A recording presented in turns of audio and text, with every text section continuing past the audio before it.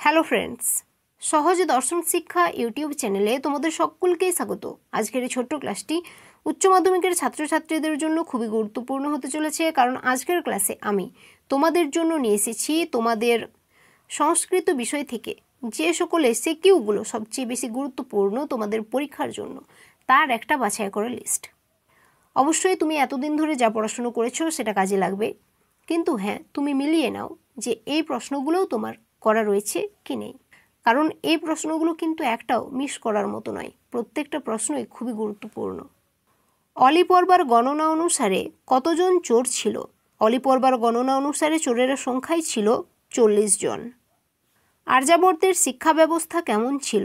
আর্যাবর্তের শিক্ষা ব্যবস্থা ছিল গুরুকুল কেন্দ্রিক এবং সেখানে আর্য মর্যাদা রক্ষার শিক্ষাদান করা হতো। গঙ্গা জলের মহিমা কোথায় বর্ণিত আছে? গঙ্গা জলের মহিমা নিগমে অর্থাৎ বেদাদি শাস্ত্রে বর্ণিত আছে। রাজা কি নিয়ে উদ্বিগ্ন ছিলেন? রাজা ইন্দ্রবর্মা ভাবিস্ত্রী কনকলেখার সঙ্গে বিবাহ নিয়ে উদ্বিগ্ন ছিলেন। আর্যভট্ট কোন বিষয়ের সঙ্গে সংশ্লিষ্ট? আর্যভট্ট জ্যোতির্বিদ্যা ও জ্যোতির্বিজ্ঞান বিষয়ের সঙ্গে সংশ্লিষ্ট। নিষ্কাম কর্মের দ্বারা মোক্ষ লাভ করেছেন এমন কারোর নাম তোমার পাঠ্যাংশ অনুসারে বলো। রাজা জনক। ভাস কয়টি নাটক লিখেছেন? প্রখ্যাত নাট্যকার ভাস 13টি নাটক লিখেছেন। শ্রীমদ্ ভগবদ্গীতায় কতগুলি অধ্যায় আছে? শ্রীমদ্ ভগবদ্গীতায় 18টি অধ্যায় আছে। একটি বিয়োগান্ত সংস্কৃত নাটকের নাম লেখো। একটি বিয়োগান্ত সংস্কৃত নাটকের নাম হলো মহাকবি ভাস রচিত উরুভঙ্গ। রাজার সাথে কার বিবাহ হওয়ার কথা? বৈবস্বত নগরের রাজা ইন্দ্রবর্মার সঙ্গে কনকলেখার বিবাহ হওয়ার কথা। অলি পর্বার কয়টি গাধা ছিল? অলি পর্বার 3টি গাধা ছিল। স্বপচহ শব্দের অর্থ কী? স্বপচহ শব্দের অর্থ হল চণ্ডাল বা ব্যাধ। স্ফোট কারা স্বীকার করেন? বৈয়াকরণগণ স্ফোট স্বীকার করেন। বৈবস্বত নগর শব্দের অর্থ কী? বৈবস্বত নগর শব্দের অর্থ হল যমের নগর। জনকৈষ্যতে আদেশহ পালনীয় কার উক্তি? বৈবস্বত নগরের রাজা ইন্দ্রবর্মার উক্তি। যক্ষরা কার অনুচর? যক্ষরা কুবেরের অনুচর। কিং ময়া প্রক্তেন পূর্বপদ্মেন দ্বারমিদং বিঘটেত কে বলেছেন? বনগতা গুহা গদ্যাংশে অলিপর্বা আলোচ্য উক্তিটি করেছেন বা বলেছেন। শূদ্রকের লেখা নাটকটির নাম কি? শূদ্রকের লেখা নাটকটির নাম হল মৃচ্ছকটিকম। মেঘদূতের নায়ক কে? মেঘদূতের নায়ক হলেন বিরোহী যক্ষ। কৌমুদীর পিতা কে? কৌমুদীর পিতা হলেন ইন্দু শর্মা। কৌমুদীর পিতার পছন্দের পাত্রকে? কৌমুদীর পিতার পছন্দ করা পাত্র ছিল মকরন্দ। কর্মেন্দ্রিয় কি কি? কর্মেন্দ্রিয় হল 5টি। সেগুলি হল বাক, পানি, পাদ, পায়ু এবং উপস্থ। অলোকানন্দে কোন বিভক্তি? প্রথমা বিভক্তি। ইন্দ্রবর্মার উদ্বেগের কারণ কি? রাজা ইন্দ্রবর্মার উদ্বেগের কারণ ছিল ভাবিস্ত্রী কনকলেখার সঙ্গে বিবাহ। শূন্যস্থান পূরণ করো। কর্ম নৈব হি সংসিদ্ধিম আস্থিতা ড্যাশ জনকাদয়ঃ। মুনিবর কন্যে মুনিবর কে? শ্রী গঙ্গাস্তোত্রম পদ্যাংশের উদ্ধৃত অংশে মুনিবর বলতে জন্য মুনির কথা বলা হয়েছে। স্ফোটপ্রবাদ কাদের অভিমত? বৈয়াকরণদের অভিমত।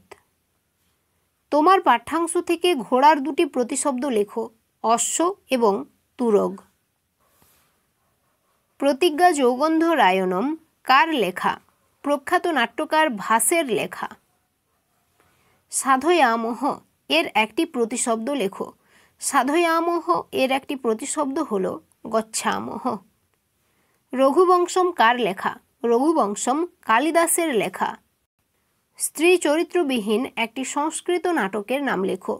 স্ত্রী চরিত্রবিহীন একটি সংস্কৃত নাটক হল বিশাখ দত্তের মুদ্রা রাক্ষসম।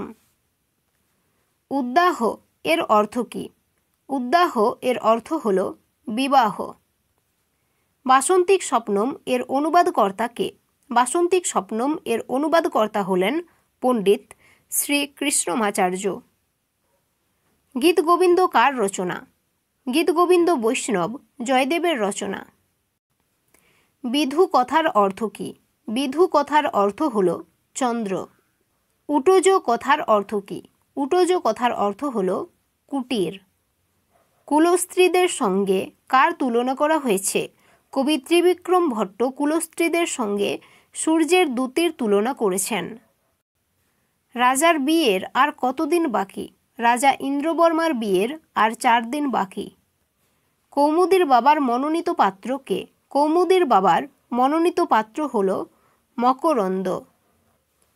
ভগবদ্গীতায় কয়টি অধ্যায় আছে? ভগবদ্গীতায় 18টি অধ্যায় আছে। বিপিনং শব্দের অর্থ কী? বিপিনং শব্দের অর্থ হল বন। গঙ্গাজলের মহিমা কোথায় কীর্তিত? গঙ্গাজলের মহিমা বেদাদি শাস্ত্রে কীর্তিত। ভূত বিকারবাদ কাদের? সাংখ্যদর্শনের আলোচ্য বিষয় হল ভূত বিকারবাদ।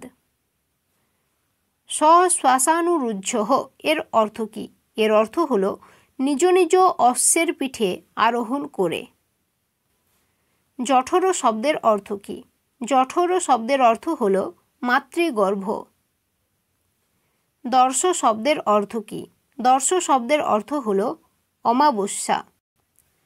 ত্রিবিক্রম ভট্টের 2টি বিখ্যাত কৃতির নাম লেখো। ত্রিবিক্রম ভট্টের 2টি বিখ্যাত কৃতি হল নলচম্পু ও মদালসা চম্পু। গঙ্গার 2টি প্রতিশব্দ লেখো। গঙ্গার 2টি প্রতিশব্দ হল অলকানন্দা ও জাহ্নবী। ভাসের নাটকের সংখ্যা কত? 13টি। মেঘদূতে যক্ষ কোন পর্বতে বাস করত? মেঘদূতের যক্ষ রামগিরি পর্বতে বাস করত। বাসন্তিক স্বপ্নমে মোট কয়টি অঙ্ক আছে? বাসন্তিক স্বপ্নমে মোট 5টি অঙ্ক আছে। কন্যার প্রতি ইন্দু শর্মার কী নির্দেশ ছিল? কন্যার প্রতি ইন্দু শর্মার নির্দেশ ছিল তার নিজের মনোনীত পাত্র মকরন্দকে বিবাহ করার। রমণীয়ং তরুণস্তে বড় মকরন্দঃ কার প্রতি উক্তি? অবন্তী রাজ্যের বৃদ্ধ নাগরিক ইন্দু শর্মার কন্যা কৌমুদীর প্রতি আলোচ্য উক্তিটি। চরক কোন বিষয়ের পণ্ডিত ছিলেন? চরক চিকিৎসা শাস্ত্র বিষয়ের পণ্ডিত ছিলেন। নৈষ্কর্ম কি? যথাবিহিত কর্মের মধ্য দিয়ে মোক্ষ ভাবনাকেই নৈষ্কর্ম বলা হয়েছে। চম্পুকাব্য বলতে কি বোঝায়? গদ্য পদ্যময়ী ভাষায় যে কাব্য রচিত হয় তাকে চম্পুকাব্য বলা হয়। নলচম্পু ছাড়া অন্য যে কোনো একটি চম্পুকাব্যের নাম লেখো। নলচম্পু ছাড়া অন্য একটি চম্পুকাব্য হল ভোজের রামায়ণ চম্পু। আয়ুর্বেদের উৎস কোন বেদ? আয়ুর্বেদের উৎস হল অথর্ববেদ। স্বপ্ন বাসবদত্তম কার লেখা? ভাসের লেখা। ভগবদ্গীতার উপদেশ কে কার উদ্দেশ্যে করেছেন? ভগবদ্গীতার উপদেশ পুরুষোত্তম শ্রীকৃষ্ণ সখা অর্জুনের উদ্দেশ্যে করেছেন। অলিপর্বা কয়টি গাধার পিঠে কাঠ চাপিয়ে নিয়ে আসত? অলিপর্বা 3টি গাধার পিঠে কাঠ চাপিয়ে নিয়ে আসত। আলীবাবা ও 40 চোর গল্পটি কে সংস্কৃতে অনুবাদ করেছেন? বিংশ শতকের কবি শ্রী গোবিন্দকৃষ্ণ মোদক আলীবাবা ও 40 চোর গল্পটি সংস্কৃতে অনুবাদ করেছেন। বরাহমিহির রচিত একটি গ্রন্থের নাম লেখো। জ্যোতির্বিদ বরাহমিহির রচিত একটি গ্রন্থ হল পৈতামহ সিদ্ধান্ত। রাজার বাগদত্তার নাম কি? রাজা ইন্দ্রবর্মার বাগদত্তার নাম হল কনকলেখা। বাসন্তিক স্বপ্নম এর মূল ইংরেজি নাটকটির নাম কি?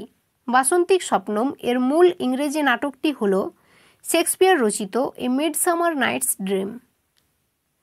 ভগবদ্গীতায় মোট কয়টি শ্লোক আছে? ভগবদ্গীতায় মোট 700টি শ্লোক আছে। ভগবদ্গীতায় মোট 700টি শ্লোক থাকার জন্য এর একটা নামকরণ করা হয়। সেটা কি তোমাদের যদি কারো জানা থাকে অবশ্যই কমেন্টে লিখে জানিও। পিতার পছন্দের পাত্রকে বিবাহ না করলে কৌমুদীকে কি শাস্তি পেতে হবে? পিতার পছন্দের পাত্রকে বিবাহ না করলে কৌমুদীকে আজীবন বিবাহ না করে থাকতে হবে অথবা মৃত্যুবরণরূপ শাস্তি পেতে হবে। গঙ্গাস্তোত্রের রচয়িতা কে?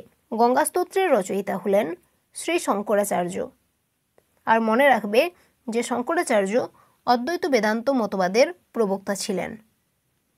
দিয়তাং দয়াদ্রং চিত্তম কে কাকে বলেছেন?